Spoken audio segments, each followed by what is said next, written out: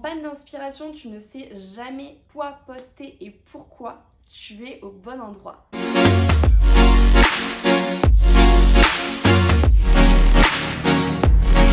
Aujourd'hui, on va voir ensemble comment construire ta stratégie de contenu pour pouvoir ensuite créer ton calendrier éditorial. On commence tout de suite dans le vif du sujet. La première étape, ça va tout simplement être de déterminer tes thématiques comme on l'a vu dans une précédente vidéo. Une fois que tes thématiques sont créées, sont déterminées, tu vas tout simplement commencer par chercher tes idées de contenu.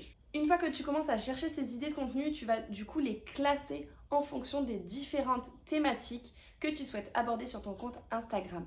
Les thématiques du coup que tu as précédemment déterminées. Ensuite, une fois que chaque idée de contenu appartient à une thématique, tu vas ensuite devoir associer à chaque idée de contenu un format et un pilier de contenu. Par exemple, dans la thématique Instagram, je vais aborder mon idée de contenu, c'est 3 conseils pour gagner en visibilité. Mon pilier de contenu, comme c'est des conseils, ça va être du contenu qui est éducatif, puisqu'on va expliquer à son audience comment faire, donc en montrant notre expertise, en donnant des conseils. Et ensuite, vu que c'est 3 conseils, je me dis que je le verrai bien sous forme de carrousel, puisque ça permettra de créer plusieurs slides pour chacun des conseils. Sachant que le contenu, on va pouvoir vraiment le recycler par la suite, donc on pourra très bien l'adapter en post simple, en donnant les conseils en légende, ou alors en Reels, en partageant les conseils sur une petite vidéo qui est dynamique. On pourra également le réutiliser dans une newsletter, on pourra réutiliser ces conseils en story.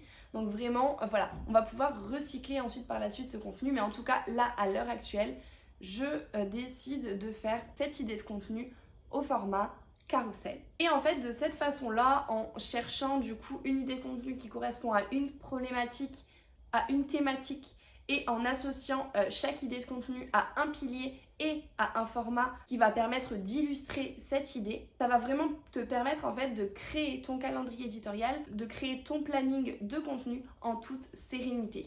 Puisque tu auras déjà en fait plein d'idées qui sont déjà déterminées et ensuite tu auras juste à piocher dans ces idées-là pour composer ton calendrier. Personnellement, je fais mon calendrier de contenu sur Notion. C'est un outil que j'affectionne particulièrement, notamment pour la création de contenu. Je te conseille la vidéo de Aude sur le calendrier éditorial que je te mettrai dans la description, qui est en fait tout simplement un tuto pour t'expliquer comment construire ton calendrier éditorial sur Notion. Elle est mieux placée que moi pour en parler. C'est la pro de Notion. Je te mettrai le lien en description et personnellement j'utilise son template qui m'aide beaucoup à créer mon contenu. Il est hyper bien construit. Mais il existe d'autres outils comme Trello qui peuvent te permettre de créer ton calendrier éditorial. D'ailleurs, n'hésite pas à me dire si tu aimerais bien une vidéo Notion versus Trello.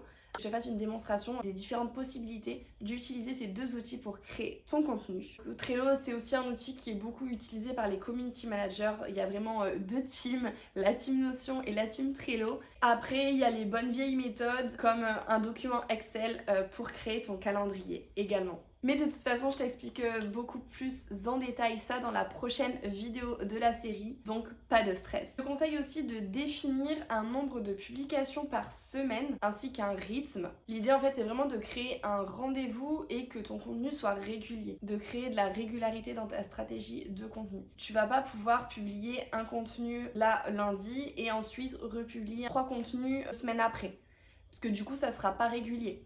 Donc il vaut mieux définir un nombre de publications moindre, mais publier régulièrement, que de vouloir publier beaucoup et en fait de publier par-ci par-là. Donc voilà, si pour commencer tu te sens plus à l'aise à publier 2 publications par semaine, commence par 2 publications par semaine.